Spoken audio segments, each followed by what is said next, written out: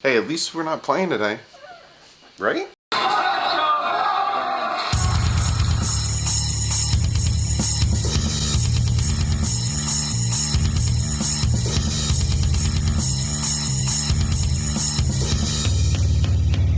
What's up, Fin fans? So it is Sunday, and we're not playing today. We got a nice little bye. Maybe some of these guys that are hurt can get healthy. They can come back. They can do something, please. So in this video, I'm going to break down what I think is wrong with the Dolphins defense, and then I'm going to talk about what the Dolphins should do to fix that defense, and then I'm going to talk about some trade possibilities, because there are a good amount of people that are out there to be traded for. So first things first, what I think is wrong with the Dolphins defense. Now, a lot of you guys are saying that it's the defensive coordinator. He calls shit plays. It could be on the offense. The defense is on the field too long. This, and that. What I honestly think is wrong with the Dolphins defense is the defensive line.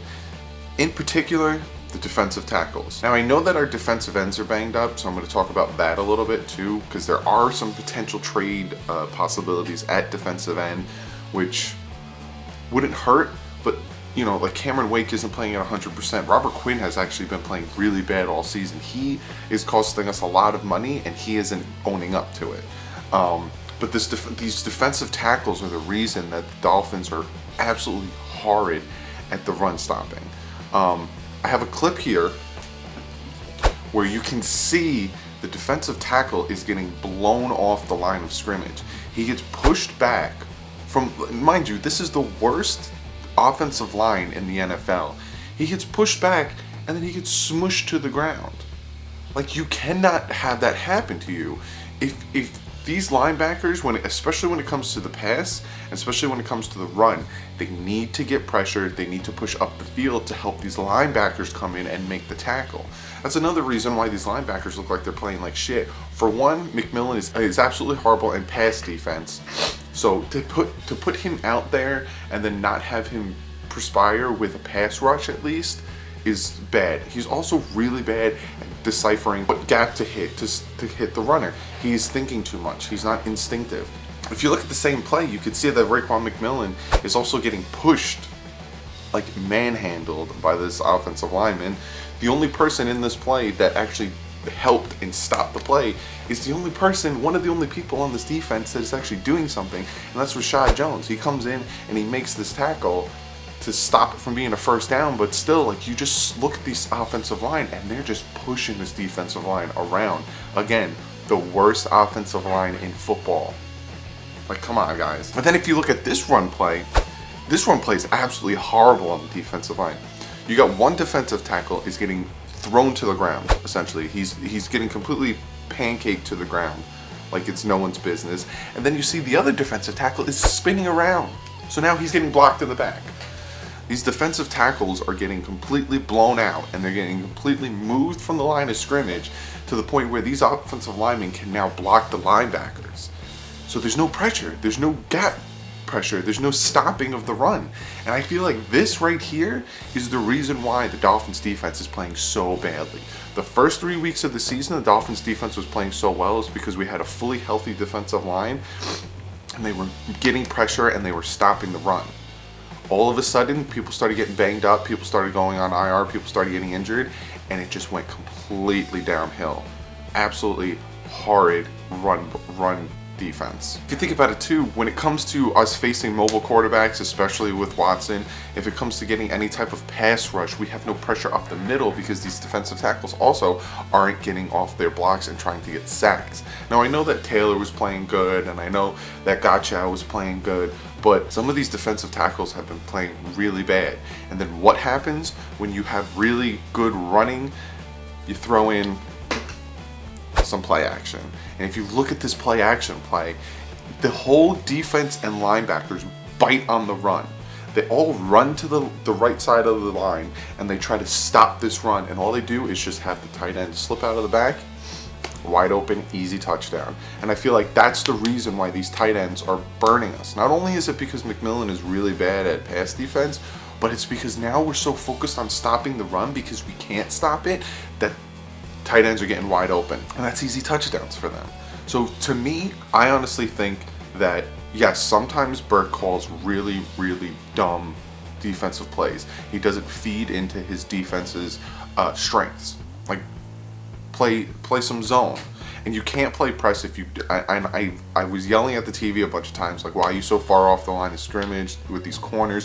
Why aren't they playing press? Why aren't they jamming? If you don't get a pass rush, there's no point in jamming a wide receiver, because you're going to jam the wide receiver, and then this quarterback's going to get like 2 days to throw the ball. He's just going to go around you and get right behind you. So that's why they're playing so far off, because it all accentuates around the defensive line.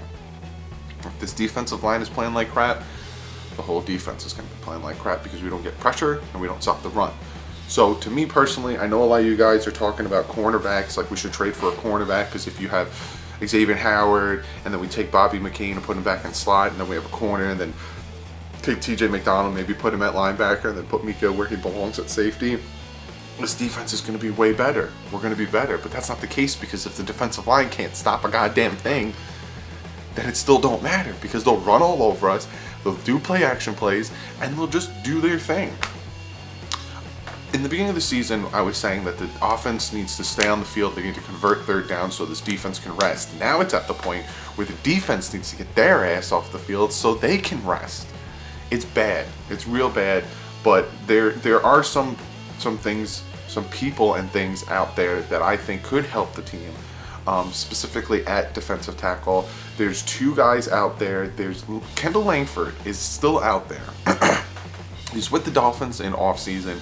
I know he's 32, he's getting up there, but he's a good run-stopping bull of a defensive tackle that, why not sign him? You know, he won't cost much. It's week 8 of the season. You give him the veterans minimum, you throw him in there, and he can contribute and help this defensive line severely. Okay, you want to go younger? Courtney Upshaw is still out there. He's the defensive tackle. I know he's not like lighting it up, and obviously he's a free agent. I know he's not too great, but at this point, guys, we need some type of help. We need some type of veteran defensive body in there to help, especially with this rotation. We wanted to have a rotation, but now we can't have a rotation because we literally have Woodard out there, who we probably didn't expect to play because our defensive ends and our defensive line was so stacked, but the injuries just completely decimated it. So why not sign Courtney Upshaw? Or, you know, Langford is 32. Why not get Chris Baker? Chris Baker's 31. These are all defensive tackles that I'm not saying bring in and they'll instantly be superstars. And Ndamukong Suh's, you know, Aaron Donalds, you know, bring them in and but these are guys that can help, can contribute, can keep the defensive tackle, you know, rotation healthy. Bring 2 of them in. You might be able to afford to bring 2 of them in. Like, why not? So, you know, those are some of the free agents that are out there that we could potentially sign. When it comes to trades, all right, now I was looking at potential trades and potential people that we could trade for that are on the block. And I have one offensive player in here, and you guys already know who the offensive player is. There are a bunch of offensive players that are on the trading block, like Tyrod Taylor, you know, stuff like that. But I focused more on the defense, just because that's what we need right now. And a lot of you guys are like, we got to trade for Patrick Peterson. We want Patrick Peterson. He kind of said that he's staying with the Cards, and plus, like I said before, it doesn't matter what corner we trade for if this defensive line is still caca. It's not going to benefit or help, you know what I'm saying? But I found out that the Cardinals are also willing to trade Chandler Jones. So, you know, if we can sign one of these defensive tackle free agents, I was saying Langford, Courtney Upshaw, Chris Baker, and we could potentially trade for Chandler Jones, who isn't a scrub, you know, he's pretty good. Maybe we can do some type of deal with Devontae Parker for like a Chandler Jones, or whatever we can trade Devontae Parker for. We can get Chandler Jones, because Chandler Jones is still pretty good, and he would help with the pass rush. He would help with that rotation, because Cameron Wake is getting old, and it seems like he lost a step, and Quinn is just, maybe they're tired because they're out there too much, because we have Branch and Woodard behind them. We have Malvo out there. Like, we have all these guys we didn't expect to play out there. That's who the Cardinals have available. You know, this is just what I'm seeing. apparently the Giants are willing to trade Janoris Jenkins. You know, they already trade Eli Apple. But again, I don't want a corner. At this point, I don't want a corner. Because the corner's not going to help if the defensive line isn't doing its thing. So, but that's a possibility. They're out there. And then when it comes to the Denver Broncos, obviously I want Demaryius Thomas. I think Demaryius Thomas would help this offense. I think Demaryius Thomas would help the wide receiver core and be another big body out there. But also I'm hearing that the Broncos are willing to trade Brandon Marshall. Now, we talk about how bad the linebacker play is playing and how bad McMillan and Baker are playing. You know, Baker's playing better than McMillan, which is pretty funny. So that's a possibility. You know, Brandon Marshall, bring him in, depending on what they want for him. Also, Shane Ray, the edge rusher. This one is just, I just threw it out there. I'm not saying they should do it, but I'm just throwing it out there so you guys in the comments below can just maybe discuss it. Shane Ray, you know, an edge rusher, maybe even outside linebacker edge rusher, you know, some type of hybrid thing, a blitzing linebacker. So think about that. But that's what I think the Dolphins should do. I think they should sign one of these free agent defensive tackles, maybe two of them. Maybe get Langford and Courtney Upshaw, because Courtney Upshaw is young, or get Langford and Chris Baker. I do think they need to bring in Langford. That's who I definitely think that they should do, regardless of who else they do. And then maybe, like I said, trade for a Chandler Jones. You know, try to bring in some type of pass rusher. Help this defensive line, because that's what this is all about. This defensive line is the reason that the Dolphins defense is playing this bad. So comment below, let me know what you guys think about my ideas and my strategy to change, to maybe improve this defense and hopefully make it better so we're actually competitive for the next 8 games. Because if the defense can start playing well and if the defense can make stops and get turnovers, I honestly think we can be competitive for the rest of the season, because some of these games aren't as hard. Jaguars aren't as good. The Colts aren't as good. The Jets aren't as good. The Bills aren't as good.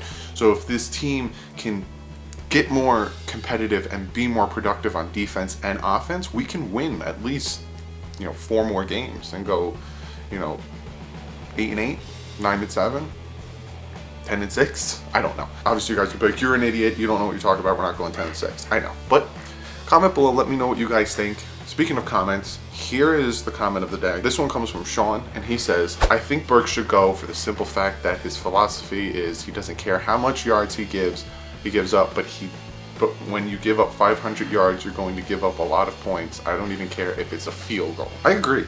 I've noticed that this type of defense is a bend not break defense, right?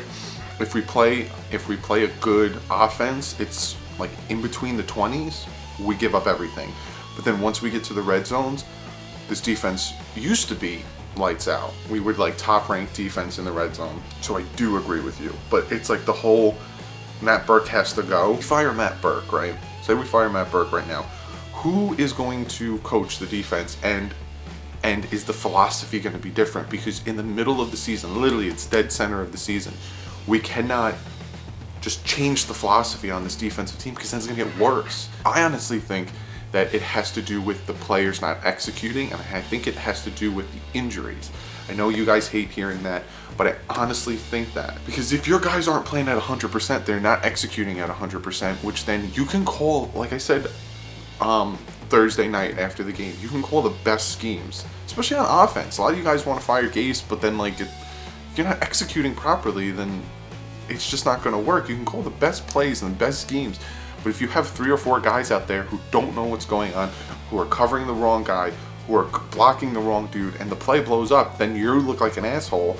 But you're like, do what I said, do what you did in practice, and it will work.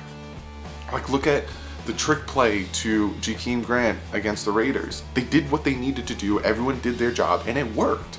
Same thing with the sweep play to Albert Wilson.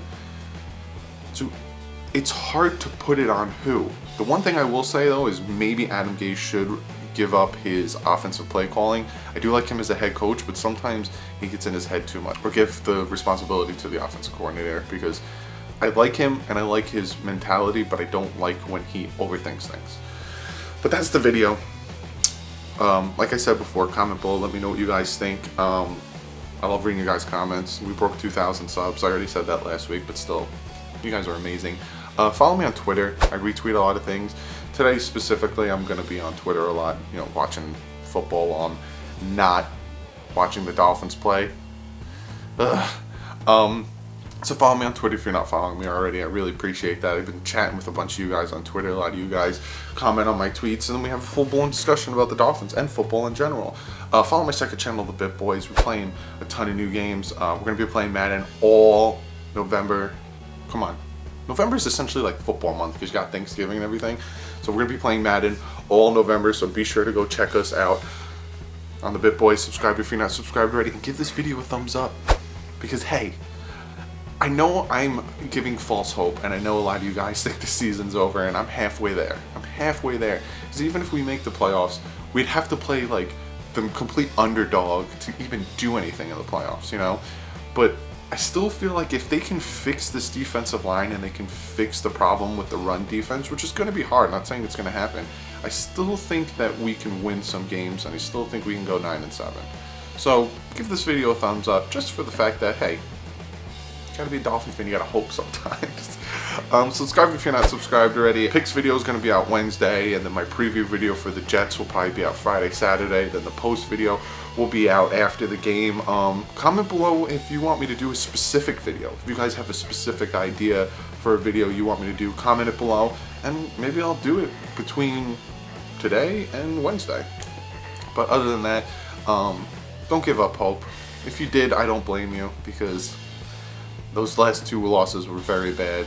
But I will see you guys either with the next video you guys asked me to make, or on Wednesday with my dad. So, like usual, stay classy. Fins up. The game's still going on. There's like 4 minutes and 39 seconds left, but the Dolphins are down by 19. They just used their last timeout to challenge a play.